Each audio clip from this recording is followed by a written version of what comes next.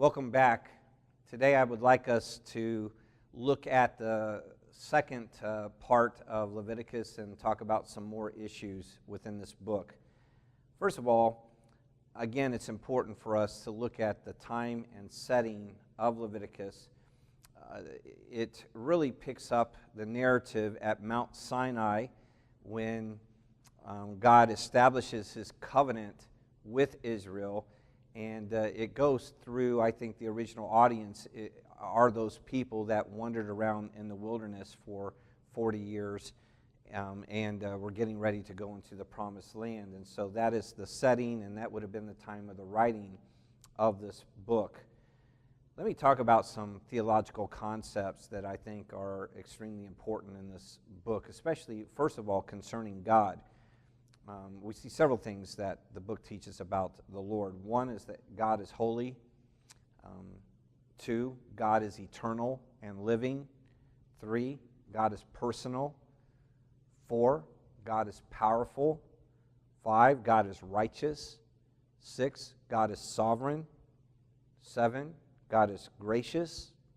Eight, God is good. Nine, God is jealous. And then also things taught concerning the people of God. One is that God chose them to be a blessing to the nations. Two, God called them to be a holy nation. Three, human life is precious and a reflection of God's image. Four, those who truly are people of God are a community of genuine faith. And then we see some theological concepts, I think, pertaining to the rituals of the covenant. First of all outward forms of the religious practices possessed a symbolic significance. I think that's important to recognize, that it's not the act in and of itself. For instance, it's not the act of offering a sacrifice. That in and of itself is really worthless. But what gives it meaning is when it is an outward expression of what the person is truly doing within their heart. When they are confessing sin and they are repenting of sin and recognizing the need for a substitute for them, when they are seeking to truly have fellowship with God and to be a person of faith. It's then that the symbolism truly has meaning. But we must recognize that they possess significant symbolic meaning, and that that must not be lost to us as we look at the various practices that are described in the book of Leviticus. Another thing is that the people, again, are to do this in what I call faithful obedience. And this is really what I'm talking about when I talk about their heart being right. Their hearts must be faithful. It's not just obedience, but it's faithful obedience. I heard many years ago a story about a little boy. The teacher told him to sit down, and he kept standing up, and his teacher said, "No, Johnny, you need to sit down." And finally, Johnny sat down, and he looked at his teacher, and he said, "I'm sitting down, but on the inside, I'm standing up." And it's that idea that what really matters is what's in the heart, and it is faithful obedience. It is a heart that is faithful, and what happens with the sacrifices and the other rituals, the festivals and such, that they really should be an outward expression of what is true within the heart. It's not really unlike baptism and the Lord's Supper, which really, again, are symbolic acts, but they carry with them great significance as they truly represent what is in a person's heart. In 1 Corinthians 11, verses 27 through 30, speaking of that, says, "Therefore whoever eats the bread or drinks the cup of the Lord in an unworthy manner shall be guilty of the body and the blood of the Lord. But a man must examine himself, and in so doing he is to eat of the bread and drink of the cup. For he who eats and drinks judgment to himself, if he does not judge the body rightly. For this reason many among you were weak, and sick, and a number sleep." In other words, a number of them have lost their lives. The Lord has taken them because of their doing this wrongly. Well, we really see this true in the Old Testament. We see, for instance, in the book of Amos, there are people who are really actively following the letter of the law, and yet it is not in their heart. And so they are thinking, as long as they check off what they're supposed to do, that God will accept it. But the truth was, while they were doing all these sacrifices, keeping all these holy days, and tithing very faithfully, yet God says He rejects their actions, their actions of worship, because they truly were not worshiping the Lord. And so religious practices were to be an expression of what was in the heart. Another thing is that religious practices were a way for God's people to learn, acknowledge, and identify with God and His plan of redemption. And I think this is very important, that just as when we talk about the meaning of baptism and we talk about the meaning of the Lord's Supper today, when they were involved in these sacrifices and in these special days and special years where they had significance according to the law, that these were ways of instruction to remember what God has done and remember what God is doing among His people. One of the things I think that's important as we think about these rituals, especially the sacrifices, is that the just penalty for sin is death through the shedding of blood, in which resides the life of the flesh. But God, in His grace, allows the death of an acceptable substitute as payment for sin's penalty. Again, an acceptable substitute was allowed. Also, it shows that God's people must approach God on His terms, not on our terms. Number 4, what is given to God must be given willingly. And I think that this is very much a part of these rituals and the sacrifices that we must pay close attention to. Now, what I'd like to do is summarize the 5 offerings or sacrifices in Leviticus 1 through 7. And one of the things that I would say this about these sacrifices as we begin, that the link of a sacrificial system to a covenant with a deity, again, was unique to Israel. So, as we look at this, let's look first of all at the burnt offering. We see it in Leviticus 1 and then Leviticus 6, verses 8 through 13. What is the significance of it? It was a voluntary offering signifying propitiation for sin and complete surrender, devotion, and commitment to God. It emphasizes the substitutionary death of an animal or bird in the place of a person. Atonement, the sacrifice with the odor ascending to God. And this is important. The next one is the grain offering. We see this in Leviticus 2, also in Leviticus 6, 14 through 23, and Leviticus 7, verses 9 and 10. What is the significance of this offering, the grain offering? It is a voluntary offering signifying thanksgiving for first fruits. It is a tribute to God for His covenant relationship with and care for Israel. It is a memorial. There's to be no leaven or honey, and they were to add salt of the covenant. They are His people and a priestly nation. And what it really taught, I think, is a positional relationship with God.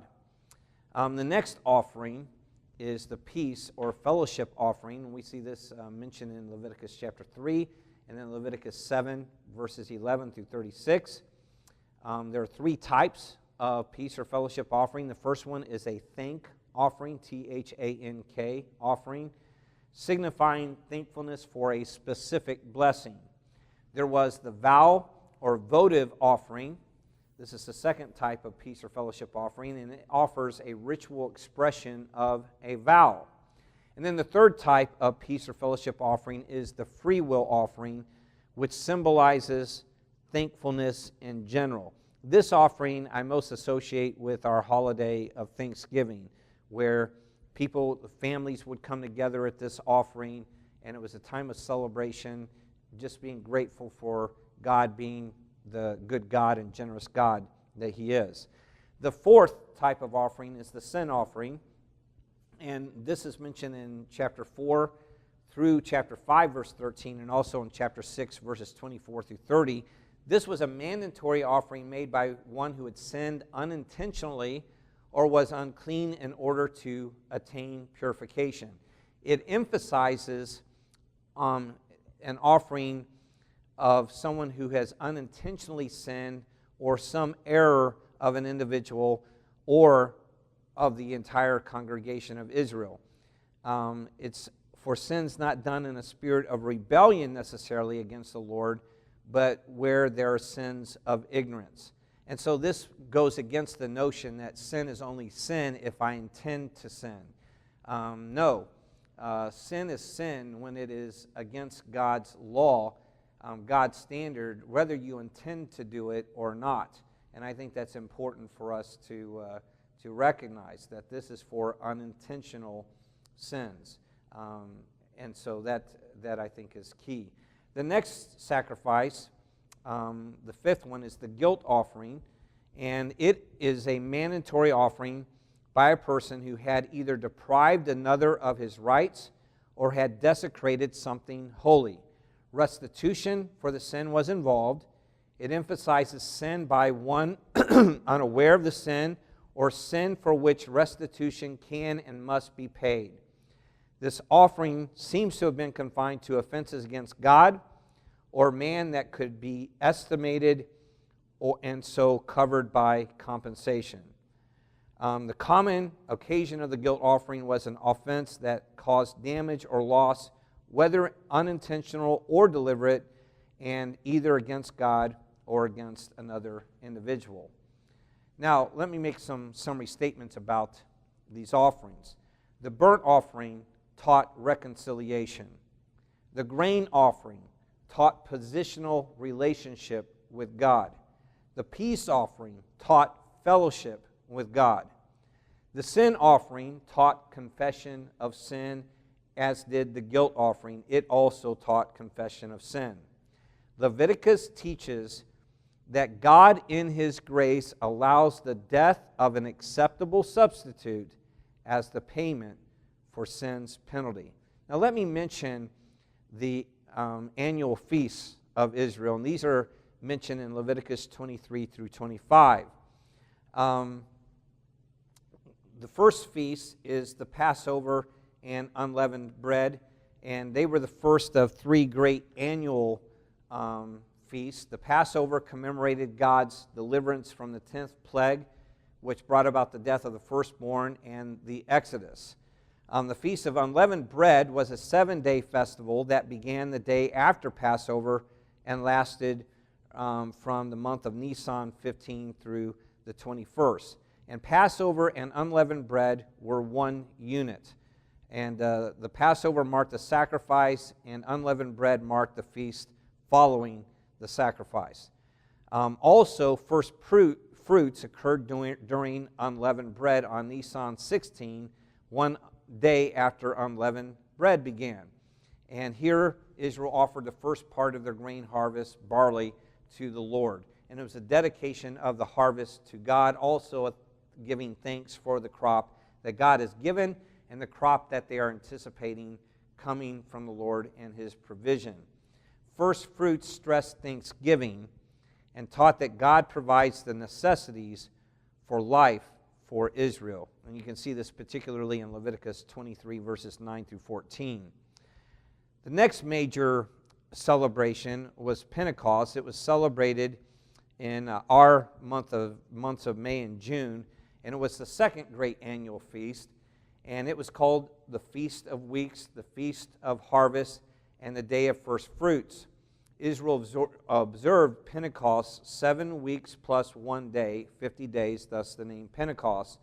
After Nisan 16, the wave offering of barley sheaf during the Feast of Unleavened Bread. Pentecost linked the spring barley harvest to the early summer wheat harvest. And Pentecost stressed thanksgiving and taught that God, again, provides for the necessities for life for Israel. The next celebration is called Trumpets.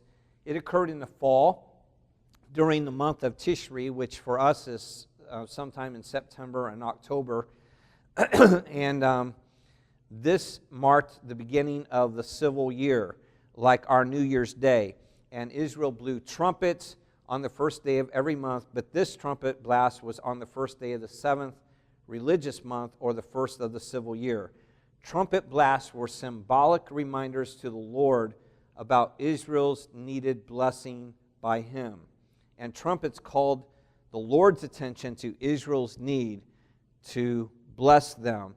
It prepared them also for the Day of Atonement, which was coming. The next is the Day of Atonement. This occurred on the 10th day of Tishri, the 7th religious month. This was the most important annual festival. The high priest entered the Holy of Holies. The scapegoat was sent into the wilderness, signifying the sending away of the people's sins. And the Day of Atonement taught that God graciously forgives all sin. The fifth is the Feast of Booths, or Tabernacles. This was the third great annual feast. It occurred during Tishri as well. The dates, Tishri 15 through 21, again the 7th religious month during September and October. The name comes from the fact that Israel was to live 7 days in temporal booths that they made, and it was to commemorate God's care for them in the wilderness when they did not have permanent houses. And the booths taught that God gives fatherly care and protection to His people. Now, the Passover taught redemption by God. Unleavened bread taught separation from the past to a new life with the Lord. Pentecost stressed thanksgiving and taught that God provides for the necessities for the life of Israel. Trumpets opened the civil year and called the Lord's attention to Israel's need of His blessing, and it may have prepared the people for the Day of Atonement. The Day of Atonement taught that God graciously forgives all sin, and booths taught that God gives fatherly care and production. 3 more celebrations I want to mention. The sabbatical year, which is mentioned in Leviticus 25, 1 through 7, and then verses 20 through 22, happened every 7th year, where the land was to be given a year of rest. Fields were to lie fallow, and vineyards were not to be pruned. And then there was the Jubilee year. This is spoken of in Leviticus 25, verses 8 through 17, and verses 23 through 55. Each 50th year was special. This is called the Jubilee year. Property was to be returned to the family who originally owned it. Hebrew slaves and their families were to be released.